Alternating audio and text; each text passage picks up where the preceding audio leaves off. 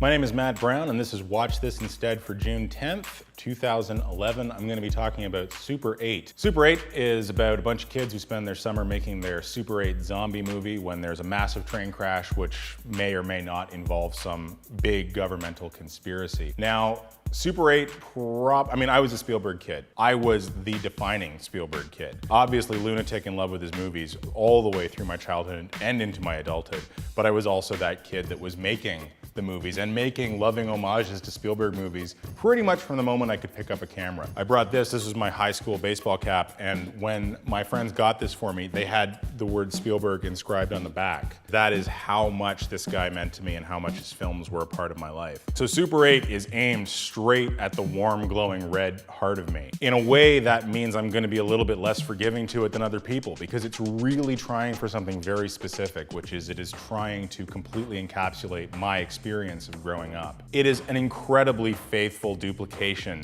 of Spielberg's movies, and I'm talking about the ones from like 1975 to 86, like pretty much Jaws to Goonies. It is a very, very faithful duplication of those. It's just not quite as good, because how could it be? No matter what they were about, Spielberg movies always came from a place of truth. Super 8 doesn't. Super 8 comes from a place of simulation. There's great truth in it. There's wonderful beats and moments throughout the film, and it's gorgeously made in every conceivable way. I really like the love story between the two lead kids, which I guess makes it a like story, and I'm demonstrating how old I am by calling two 15-year-olds kids. And the two kids who play those kids, Joel Courtney and Elle Fanning, are just fantastic. All of the child actors in the film are fantastic, and they're supported by great adult actors. So these people all find real story beats and real emotion to play. But the gimmick drives the story instead of the emotion. The gimmick is we're gonna make a movie just like the Spielberg movies. And I feel like Spielberg's movies just had a more complex emotional system working within them than Super 8 does. There is a fractured relationship between the father and the son in the film. In a Spielberg movie, that relationship would have to be healed in order to solve the puzzle at the end of the movie, in order to come to the climax.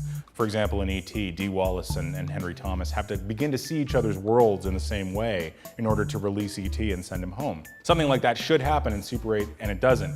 The father and son do become reconciled, but that reconciliation is not attached to the story itself. It just happens around it. Similarly, the villains in this movie have no dimension at all. Spielberg always managed to find dimension in his villains whenever he wasn't working with the Nazis. Even the mayor in Jaws, there were reasons why he was doing what he was doing, even if it was striking against what the protagonists want. That doesn't happen in Super 8. These guys are basically Darth Vader and the Stormtroopers, and that robs them of a bit of emotional resilience as well. I do recommend Super 8. It's an enormous amount of fun. It's a gorgeous movie to watch, and I had a great time watching it. There is something missing in the emotion that would have let me sink into it like a plush carpet.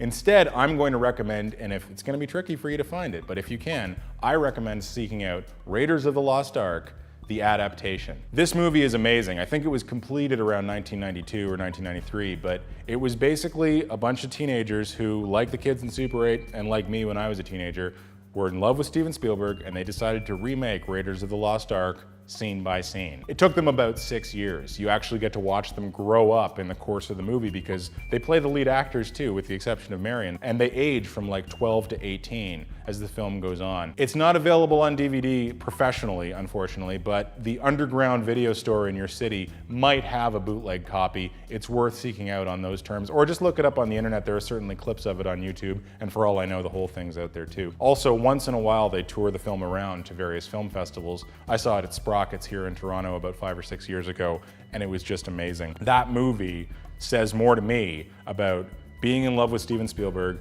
being in love with movies, and just being in love with being a kid and making movies themselves than Super 8 does, unfortunately, even though both films are quite good. My name is Matt Brown. This is thesubstream.com. You can find me at mamo.ca.